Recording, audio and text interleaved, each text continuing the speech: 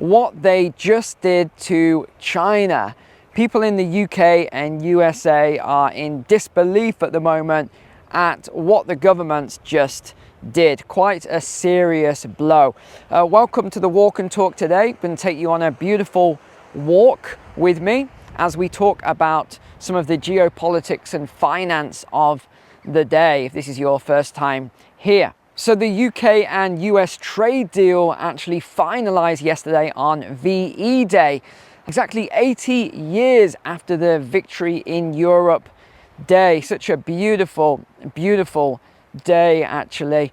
I'll talk about that later on. I want to go into that, just some of the things I've been thinking about around that today. The sort of nostalgia that we have as I was watching a short documentary on VE Day. So moving and powerful, the sacrifices that were made for all of us. But let me begin with what happened with China then, and what the US and UK did. Actually, it's the first major trade deal that has been announced. I know there's been some other ones announced, but this is the first real major trade deal between the two countries.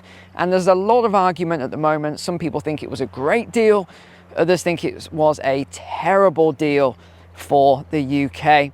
I'll go through all of that in detail very shortly. But I think the main thing that shocked a lot of people is the sort of backdoor clause that Trump added to the deal, which was against China. So even though everyone was really happy and they patted each other on the back, despite Keir Starmer disliking Trump, and he's always disliked him and said terrible things about him, now all of a sudden you would think they were the best friends in the world, the things he said about him. But what did Trump slip in at the very last minute then? The way it was worded is that this was to offset some of the tariff costs against the UK.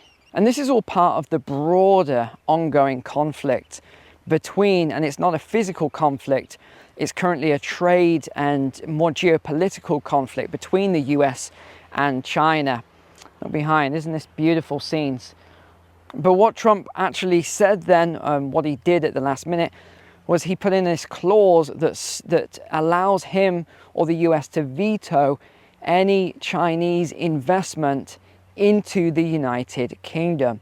So this is really, out of all the clauses and all of the deals put together, this is the one that has upset a lot of people. And the reason for that is because they think that the UK is basically given over veto rights on their own security to the United States. But the agreement also includes a $10 billion contract for Boeing as well, which is going to be purchased by a British airline. We haven't been told which one yet, but I've got a few guesses. But another thing a lot of people didn't pick up on is what the actual wording that Trump used. So what did he say specifically then? He said the reason the UK have got this great trade deal is purely because they left the EU. He didn't say it in those words, but I'm paraphrasing here because I think most people miss this. He said because you weren't part of the European Union, because of Brexit, you got a wonderful trade deal that the EU isn't going to get. EU member nations, member countries are not going to get. And actually the EU is in panic mode right now, real panic mode, because you remember at first they used all the harsh words and they said things like, you know, they were going to fight to the end and all this other stuff with the US, and they tried very hard to stop Trump getting into power. But because that hasn't worked, you know, you always have the carrot and the stick. Because the stick hasn't worked, despite all of these threats and this 95 billion euros of counter tariffs that they're going to be doing against them, now they've gone to the next level. They've now claimed it as an illegal act. They're using all sorts of rhetoric saying it's reminiscence of a form of warfare against the European Union.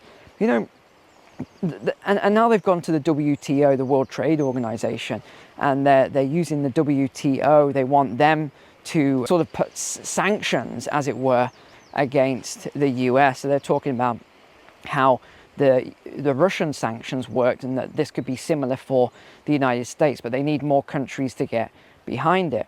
Well, they didn't mind before when they were on the better end of the tariffs. And I know many of you are European subscribers here, and you know that it's hit you quite hard, some of these tariffs. But if you actually look into the economics and numbers behind it, there is truth in the fact that the tariffs weren't equal when you look across the world. But if you actually read what they said, this complaint to the WTO, it's quite funny really, because they're not really basing it on logic or rational thought. They're just saying that it's not fair at the moment. I mean, they openly admit that, okay, yeah, we've had the better deal with the US for a long time, but they say it's just not fair that they have to pay these 25% tariffs because Europe is a weaker economy than the US. They've got a lot of problems, and the US should be helping them, not trying to hinder them. And they talk about their vehicles, what's happening in Germany. You know, it's a big long spiel that they go on, but it's all emotional. None of it is rational or logical. The way I read it was, it's like they're saying, look, we've got all these problems which are self-inflicted. That's what happens with the EU government here, unelected bureaucrats. You know, they're basically saying, even though all these things are self-inflicted and we've caused all these problems, well, the US is rich, so, you know, just like World War II and everything else that happened, VE Day, they should be coming to help us out. You know, they're our neighbors across the pond. Well, in other words, they're basically saying, well, the US citizens should pay higher prices and should be worse off than what the EU citizens would get, purely based on emotion. Like, I couldn't see anything logical in there with their report. They put a couple of things in about the US and some of their tariffs on EU products and services, things like that. But I mean, it was just not really a fair comparison. Isn't this beautiful down here? Just look at this. It's just beautiful. And I was about to say I've been walking for a few miles and I haven't seen anyone, but I finally just saw there's a couple over there with a beautiful golden retriever. But apart from that, I haven't seen anyone, and I hardly ever do when I go on these walks for miles. It's a stunning day today. And before I summarize the best parts from the UK-US trade deal, have you seen the stock market today? All the irony, it's only a month after I made that video for you, and I said, ladies and gents, I'm giving you 90% off my stock market course. Grab the course because look what's happening with the stock market. You've got these massively undervalued stocks. I even showed you how to, you know, do it all. Grab the screener and just the screener will do all the work for you. Have you seen the sea of green now with these companies? Absolutely exploding right now. So honestly, congratulations to those of you who took action on that. In fact, the increases are staggering. The S&P is up 14% in the last month. The Dow Jones is up 10%. The Nasdaq's up 17%. The FTSE 100 from the UK is now up almost 12% on the month. This is a huge win-win for everybody. So if you did miss that offer last month, I'm opening it up again for the weekend. Just go in the link below, go in the description below or the pinned comment and just click on that link and you'll get 90% off the stock market course. Remember, you want to jump ahead and do the screeners first to find those massively undervalued stocks. They're called significantly undervalued stocks. I'll actually show you how to find all the best ones and what you're looking for. And then you just sit on them. That's basically what you do. If you're looking to make a profit from them, you can sell them when they go up. But honestly, we're seeing so much growth now that I would jump on it now rather than later. In fact, after signing the trade deal on the 8th, Trump actually said, you better go out and buy stocks right now. This is what he said on the press conference. And I think we know why now. Just look at the markets. They are roaring at the moment. Now, another thing that happened was Trump criticized Jerome Powell, had a lot of negative things to say about him, saying that he's always too late on the rate cuts and that if Powell cuts rates, then we're going to have an economy that absolutely explodes. But he said even without the rate cuts, the economy is still going to be booming. So let's look at the key points then of this trade deal, and then we'll talk about VE Day and a couple of other points then. Well, I would say if you look at it, who won the most, it's the United States. There's no doubt about it. The US was the clear winner in this trade deal.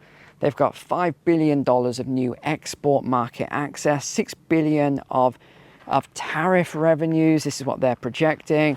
And I thought it was quite funny what the win was that they advertised for the UK, and that's that rather than having high levels of tariff, now it's just a little bit lower. So the UK is still going to be paying more tariffs than they were previously. But let me kind of summarize a lot of it here then. Auto sector, the US will reduce tariffs on British car exports from 27.5 down to 10% for up to 100,000 vehicles annually. Steel and aluminium, or aluminum if you're in the US. Tariff elimination, the US agreed to eliminate the 25% tariffs on UK steel and aluminium. Agriculture, beef quotas, both countries will allow tariff-free access for up to 13,000 metric tons of beef annually. Ethanol imports, the UK will remove tariffs on up to 1.4 billion litres of US ethanol. Digital trade then and digital services, the UK is going to retain its 2% digital services tax on large tech companies despite the US objections. This is one they weren't willing to give up. Well, I wonder why they weren't willing to give that up. 2% on hundreds of billions, if not trillions of dollars over the long run is a huge amount of money. So I definitely think the UK kind of won on that front. The UK has also agreed to reduce US good tariffs from 5.1% down to 1.8%. That's on approximately 2,500 products. Both President Trump and Prime Minister Two-Tier Keir noted the deal as a significant achievement, emphasizing its potential to protect and create jobs, boost trade, and set the stage for deeper bonds in the future. You know what, if you stick with me another few minutes here, I'm going to show you some peacocks. We're going to see some beautiful peacocks at the end of this walk here. I've just planted, you can see behind here, these are copper beech trees. I've just planted half a dozen of these at my property. They look absolutely beautiful when mixed in with some of the other trees. Give this lovely copperish sort of red look, especially from far away. They look absolutely beautiful. Okay, let's talk about VE Day then, or Victory in Europe Day, which was on the 8th of May 1945. I'm recording this today on the 9th of May 2025. So exactly 80 years and 1 day since that beautiful, beautiful day back then in Europe, which signified the end of World War II as Germany signed the unconditional surrender. In fact, you're not meant to say Germany, you're supposed to say the N-word, which we won't say because the video will get flagged, of course. But I was watching this beautiful, beautiful documentary, and it was all about I'll see if I can put a clip in here, really quick, short clip. I might not be able to because it might get a copyright strike and the video will get censored. But it was just, oh, we got some sheep in the field here as well. But it was just this beautiful, very emotive documentary piece. Highly recommend sort of watching, even if it's a short clip of that time period, because you feel so overwhelmed with emotion, actually seeing the scenes right throughout Europe, which have been, of course, digitally remastered now into color and a higher definition. After nearly 6 long years, the war in Europe is finally over. May 8th, 1945 is declared Victory in Europe Day. Spontaneous celebrations erupt throughout the world. We are in the heart of Paris. The crowd is nearly hysterical. Everyone is out on the streets, planes zooming overhead in huge formations.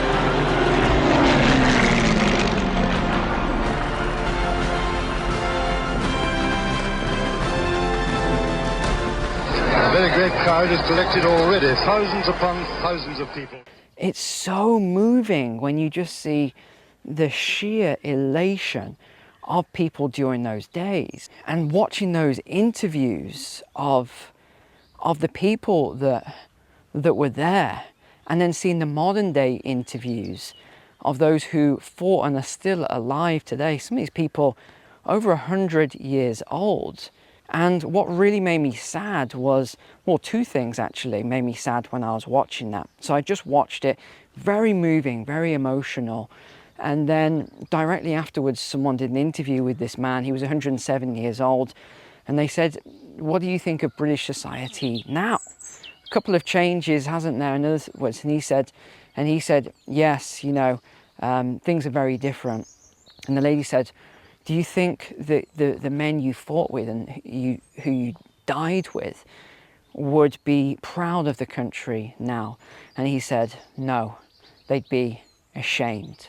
And that's what really moved me, hearing that, because I thought, yeah, I think they would be as well. They would be ashamed of what's happened to the UK today. And it was only after that someone had posted an image of Winston Churchill. And I think it's just sad, you know, that what our ancestors fought for this beautiful free country has now been it is being overrun now. It's a sad thing to see. It really is. You know, we've just let our cities become overrun now with crime and graffiti and debauchery and just sinful nature. It's so sad the way, even I was going through a city yesterday and it was covered in graffiti, there was rubbish all over the floor, filthy, there were needles on the floor. I mean, kids walk down that street and people act like, no, it's fine. This is all just, you know, this big graffiti all over this wall. Someone said it was an art installation. An art installation, graffiti with spray paint all over the wall. It wasn't art. It wasn't as if an artist had done it. It was some thugs. They were tags. They were like gang tags or something. And this is what we keep getting told, you know. We keep getting told like we're stupid or something, that we don't know the difference between art and a gang tag. Obviously we do. Okay, I promised you some peacocks. There's one just there, and then some ducks, and then we got some more peacocks over here. Peacock and a peafowl. I've got a white one. Wow, beautiful. Oh, here's another one. He's just popped his head out there. Another one down there having a little rest.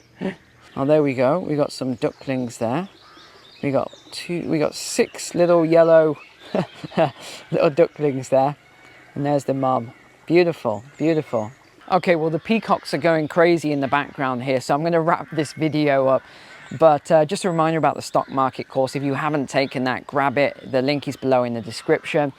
And finally, thank you to everyone who actually joined the email newsletter yesterday. There was a lot of new people joining. I promise you, you're going to get a lot from that.